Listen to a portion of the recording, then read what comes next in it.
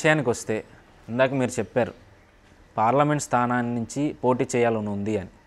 నిజంగా మీకు రాజమండ్రి పార్లమెంట్ స్థానం మీకు ఇస్తే కనుక ఇక్కడ ప్రజల సమస్యల మీద కానీ ఇక్కడ రాజకీయ పరిణామాల మీద కానీ మీకు ఒక అవగాహన అయితే ఉందంటారా? పూర్తి స్థాయిలో అవగాహన ఉంది. నేను 2013లో ఆల్మోస్ట్ రాజమండ్రి పార్లమెంటు ప్రతి గ్రామం తిరిగాను. ఒకటి, ఈ ప్రాంతంలో ఏదైతే ముఖ్యమైన సమస్య, ముఖ్యంగా రాజమండ్రి పార్లమెంట్ పరిధిలో ఎకనామిక్ యాక్టివిటీ లేదు. వ్యవసాయం ఉంది, వ్యవసాయం ఒక్కటే సస్టైన్ చేయలేదు గ్రోత్ని, ఒక ప్రాంతం గ్రోత్ యొక్క. ఏదైతే ఒక మేజర్ ఎకనామిక్ యాక్టివిటీ అవసరం ఉంది, ఆ ఎకనామిక్ యాక్టివిటీ కోసం ట్రై చేస్తారు. రెండోది, మనం మామూలుగా పార్లమెంట్ సభ్యుడు అంటే ఏదో సెలబ్రిటీ, ఓ సినిమా స్టార్ను ఎక్కడి నుంచో తీసుకొచ్చేసి పెట్టేసి ఏదో నోషనల్ కాదు. ఒక ఎంపీ నిజంగా ఫైళ్ళు సంఖలో పెట్టుకుని తిరగగలిగితే ఢిల్లీలో ఒక్కొక్క పార్లమెంట్కి వేలాది కోట్ల రూపాయలు తీసుకురావచ్చు. నేను మొన్న డిసెంబర్లో పార్లమెంట్కి వెళ్ళినప్పుడు ఒక్క డిపార్ట్మెంట్లోనే దగ్గర 1200 కోట్లు మిగిలిపోయినాయి, మురిగిపోయినాయి నిధులు. ఒక్క పార్లమెంట్ సభ్యుడు వెళ్ళి తెచ్చుకోలేరు. అందులో ఏపీ పార్లమెంట్ సభ్యులు ఎవరు కూడా ఆఫీసులకు వెళ్ళరు.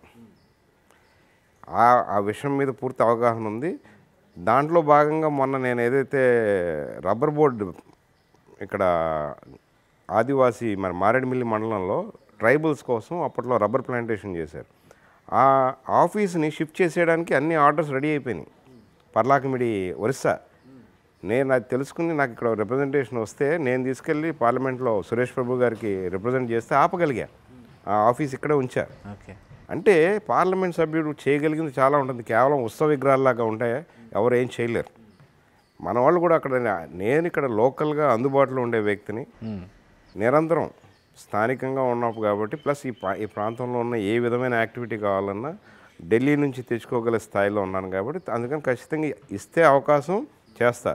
అలాగని ఇదే చేయాలని ఏం లేదు, ఆయన ఏం చేయమన్నా చేయడానికి సిద్ధం. అంటే ఈ విషయం ప్రస్తుతం అధికారంలో ఉన్న రాజమండ్రి పార్లమెంటరీ క్యాండిడేట్ ఎవరైతే ఉన్నారో మురళీమోహన్ గారు, ఆయన ఎంతవరకు సక్సెస్ అయ్యారు? ఆయన ఉన్న ఎంపీ ల్యాడ్స్ పూర్తిగా ఖర్చు పెట్టలేదు. నేను ఇంకేం మాట్లాడను. నేను ఇప్పుడు ఉన్న ఎంపీ ల్యాడ్స్ మామూలు రెగ్యులర్ అవే ఖర్చు పెట్టలేదు.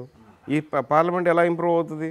అందుకే నేను అంటున్నాను, స్థానిక, నేనైతే లోకల్ అభ్యర్థిగా నాకు ఈ ప్రాంతంలో అవైలబిలిటీ అండ్ అవగాహన ఉన్నప్పుడు డెఫినెట్గా దానివల్ల ఉపయోగం ఉంటుంది. పార్లమెంట్ సభ్యుడు అనేది ఏదో ఉత్సవ విగ్రహం కింద పెట్టుకుని చూడడానికి కరెక్ట్ కాదని నా ఉద్దేశం. అంటే జనసేన పార్టీ విషయానికి వస్తే పూర్తిగా రాజకీయ అనుభవం లేని పార్టీ అనేది అయితే మనకి స్పష్టంగా తెలుస్తూ వస్తుంది. మరి అలాంటి టైంలో వైసీపీ నుంచి ఇప్పటికే రాజమండ్రి పార్లమెంటరీ అభ్యర్థిగా మార్గాని భరత్ కుమార్ గారిని అనుకుంటున్నారని ఒక వార్త అయితే వస్తుంది. అలాగే తెలుగుదేశం ఆల్రెడీ ఇప్పటికే ఉన్నారు.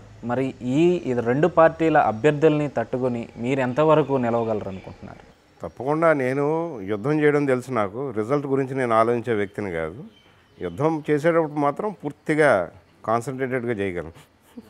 ఓకే సార్, ఇక ఫైనల్గా వస్తే ప్రస్తుతానికి ముగ్గురు ప్రధాన నాయకులు.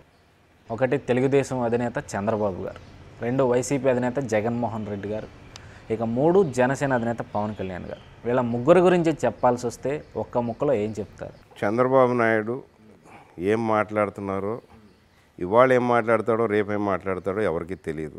ఏది నమ్మాలో ఏది నమ్మకూడదో తెలియని పరిస్థితిలో ఆయన ఉన్నాడు. కేవలం నాకు ముఖ్యమంత్రి పదవి కావాలనుకుని రోడ్లెమ్మడి బరి తిరుగుతున్న వ్యక్తి జగన్మోహన్ రెడ్డి.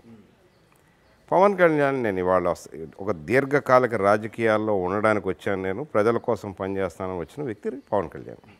ఓకే, మీ అంటే భవిష్యత్ కార్యాచరణ, ఫైనల్గా మీ భవిష్యత్ కార్యాచరణ గురించి ఒక మాటలో చెప్పండి. భవిష్యత్తు ఏముంది? ఇప్పుడు ఈ 2 నెలలు పార్టీ బలోపేతానికి ఉభయ గోదావరి జిల్లాలో కాదు, ఇంకా ఎక్కడ అవసరం ఉన్నా సరే అక్కడ కూడా తిరిగి పూర్తిగా పనిచేస్తాను. పోటీ చేసే అవకాశం వస్తే పోటీ చేసి గెలవడానికి ప్రయత్నిస్తాను.